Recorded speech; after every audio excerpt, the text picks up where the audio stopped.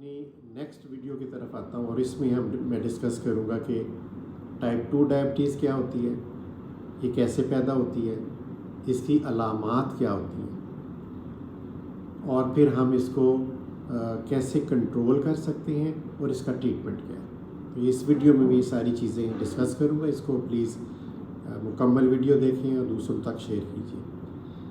जैसे मैंने डिस्कस किया था कि जो शुगर की मेजर किस्में कौन सी हैं जी, टाइप 1 है, टाइप 2 है, गेस्टेशनल है, मैच्योरिटी ऑनसेट है।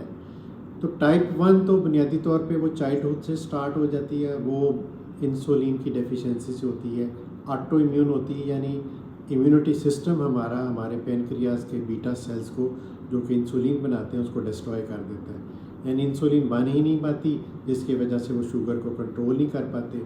और शुगर हमारे लिए एक बेसिक न्यूट्रिएंट है, यानी शुगर के साथ हम जिंदा हैं।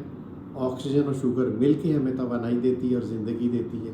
तो जब वो कंट्रोल नहीं कर पाती तो शक्कर की मिकदार या शुगर ग्लूकोज की मिकदार ब्लड के अंदर बढ़ने लग जाती है, तो वो शुगर हो जाती है। तो ये टाइप 1 है। लेकिन टाइप 2 में बुनियादी तौर पे इंसुलिन बन तो रही होती है, लेकिन वो इतनी सफिशेंट नहीं होती, यानी जितनी हमारी जिस्म की रिक्वायरमेंट है वो उतनी नहीं बन पा रही होती, जिसका नतीजा ये निकलता है कि फिर वो खून के अंदर शक्कर की मिकदार बढ़ने लग जाती है और हम डायबिटीज़ का शिकार हो जाते हैं। तो ये होता तो ये भी इंसुलिन डेफिशिएंसी से होता है, लेकिन इंसुलिन बन रही होती है लेकिन वो पूरी नहीं बन पा रही होती। अब ये है कि क्या टाइप 2 टाइप 1 में कन्वर्ट हो जाती है? नहीं, ऐसा नहीं होता। जो टाइप 1 डायबिटीज़ है वो बुनियादी तौर पे स्टार्ट से ही इंसुलिन डेफिशिएंसी होती है, यानी लबलबा इंसुलिन बना ही नहीं रहा होता। लेकिन टाइप 2 जो है इसके तो सारी बीमारी बनने की काज ही मुख्तलिफ है, यानी इसमें ऑटो इम्यून सिस्टम इन्वॉल्व नहीं होता। इसमें हमारा जो लबलबे के सेल्स हैं, पेनक्रियाटिक्स बीटा सेल्स हैं, वो इंसुलिन उतनी नहीं बना रहे होते जितनी हमें चाहिए होती है।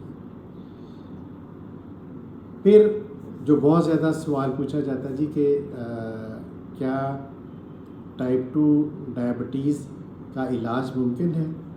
तो ये काइंडली अंडरस्टैंड कर लीजिए कि देखिए, हम खाना खाते हैं, जो भी खाना खाएं निज़ाम निज़ाम ने, जिगर ने उसको तोड़ के ग्लूकोज में कन्वर्ट करना है। अगर हम कहें कि जी हमें कोई इलाज ना करना पड़े तो हम खाना खाना छोड़ दें, खाना नहीं खाएंगे ग्लूकोज नहीं बनेगा तो हम ठीक रहेंगे, ऐसे नहीं है। हमें खाना लाजमी खाना ज़िंदा रहने के लिए। जब खाना खाएंगे तो वो ग्लूकोज बनेगा, और ग्लूकोज का बनने का जो निज़ाम है वो ख़राब हो चुका हुआ है। डायबिटीज़ की अर्ली स्टेज है ना, तो हम उसको किसी हद तक रिवर्ट कर सकते हैं। और वो कैसे हो सकती है? वो हमारे लाइफस्टाइल चेंज करने से।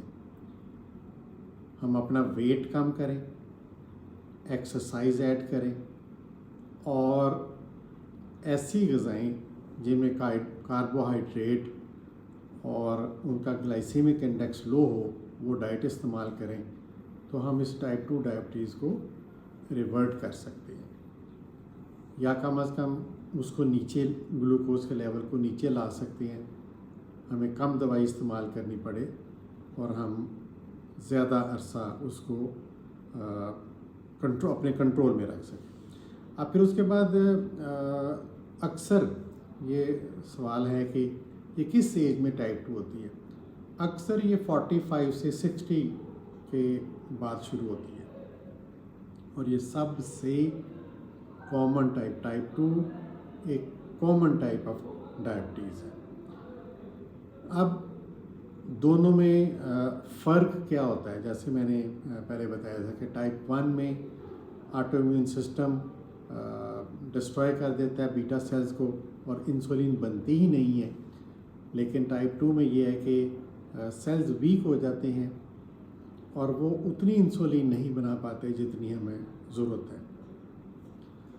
अब मैं अगली बात करूँगी जो सबसे इम्पॉर्टेंट है कि इसमें दवाएं कौन सी इस्तेमाल करनी चाहिए। पहले तो जैसे लाइफस्टाइल की मैंने बात की कि आप अपना लाइफस्टाइल चेंज करें, एक्सरसाइज वॉक ऐड करें, वेट रिड्यूस करें, कार्बोहाइड्रेट्स कम इस्तेमाल करें।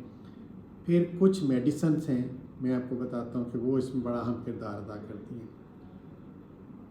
अगर तो बहुत हाई इंडेक्स है, 300 से ऊपर जा रही है, 350 से ऊपर, तो फिर तो उसका ट्रीटमेंट इंसुलिन है, क्योंकि लबलबा अब बिल्कुल ही इंसुलिन नहीं बना रहा। अब वो शॉर्ट एक्टिंग या लॉन्ग एक्टिंग हमें इंसुलिन लेनी पड़ेगी।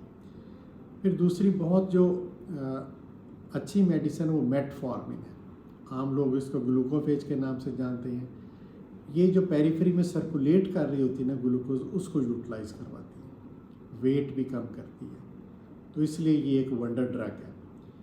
फिर ग्लिमिप्रामाइड हैं, वो ये बेसिकली सल्फोनाइल यूरियाज हैं। फिर कुछ सीटाग्लिप्टिन्स हैं।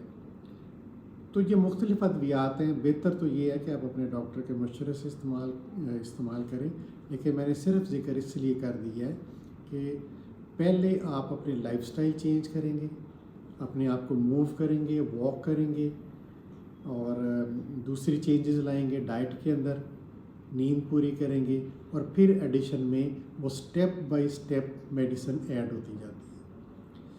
अब ये जो सबसे इम्पॉर्टेंट ये है कि हमने ग्लूकोज कितना रखना है।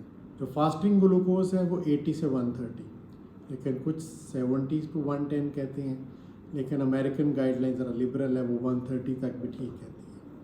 और इसी तरह जो पोस्ट प्रेंडियल है, यानी खाने के 2 घंटे के बाद, वो किसी सूरत पे थ्रेश होल्ड से ऊपर नहीं जाना चाहिए, यानी 170 180 से ऊपर नहीं जाना चाहिए।